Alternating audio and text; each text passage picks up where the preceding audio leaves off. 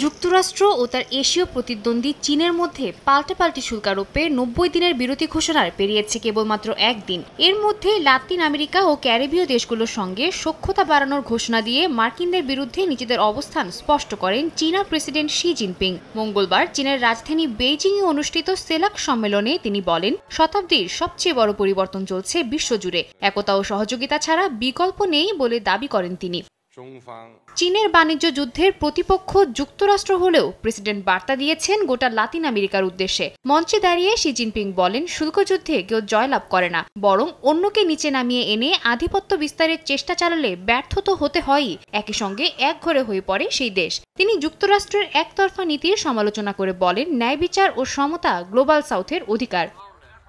Xi Jinping জানান, Latin America ও ক্যারিবীয় দেশগুলোকে প্রায় ৯.২ বিলিয়ন ডলারের ঋণ সুবিধা দেবে বেইজিং, তাও চীনা মুদ্রায়। লক্ষ্য একটাই, চীনা মুদ্রার আন্তর্জাতিকীকরণ এবং আঞ্চলিক আধিপত্য জোরদার করা। বিশ্লেষকরা বলছেন, লাতিন অঞ্চলকে ওয়াশিংটনের ক্ষমতার বলয়ে যোগ করতে একসময় ট্রাম্প যে চেষ্টা চালিয়েছিলেন তারই পাল্টা সমীকরণ তৈরি করছে বেইজিং। সাদিয়া তাসনিম, সময় সংবাদ।